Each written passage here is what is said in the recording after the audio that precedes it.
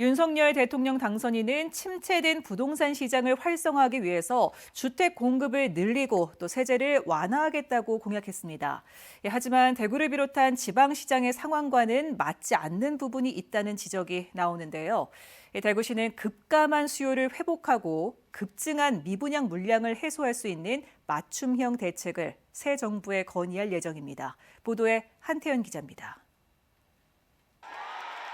윤석열 대통령 당선인의 공약의 핵심은 공급 확대와 세제 완화입니다. 재개발과 재건축 관련 규제를 풀어 수도권 공급 부족 사태를 해결하겠다고 약속했습니다. 조세 원리에 맞게 종합부동산세 등 세제도 개편해 부동산 시장을 활성화하겠다고도 했습니다. 대출을 막아 실수요자까지 피해를 보는 일은 없도록 대출 규제도 완화하겠다고 밝혔습니다. 부동산을 매각하는 것에 장애가 될 만한 이런 세제들을 개선을 해 나감으로 해서 기존 주택들, 보유 주택들이 매물로 나올 수 있게. 공급을 늘리겠다는 공약은 대구 부동산 시장의 상황과는 동떨어져 있습니다. 대구는 지난 2020년 12월 조정 대상 지역으로 지정된 뒤 가격이 하락하고 거래가 급감하며 1년 넘게 시장이 얼어붙은 상황. 부동산 가격을 잡기 위해 문재인 정부가 소득 수준에 따른 대출 규제인 DSR과 주택담보대출 비율 규제인 LTV를 강화한 영향도 큽니다. 무엇보다도 매매 거래가 될 수 있는 환경이 더 중요합니다. 그러기 위해서 우리 대구는 조정 대상 지역 해제나 또 대출 규제 완화가 있어야지만 침체된 거래 시장이 활력이 될 것이라고 보여집니다. 수요가 급감하며 미분양 물량은 급증하고 있습니다.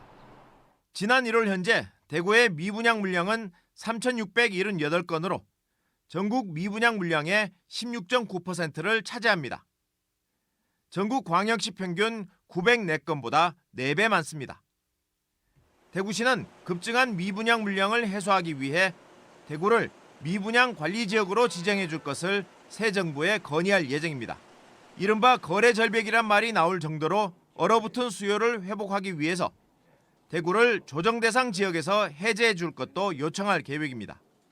조정지역 해제를 통해서는 수요를 회복하고 미분양 관리지역 지정을 통해서는 공급을 조절하는 그런 정책을 편다면 지금 급격하게 떨어지고 있는 대구시의 대구의 주택 시장을 저희들은 연착륙시키기 위한 목적.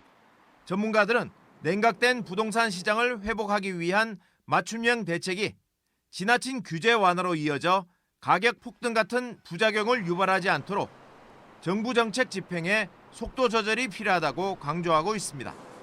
MBC 뉴스 한태현입니다.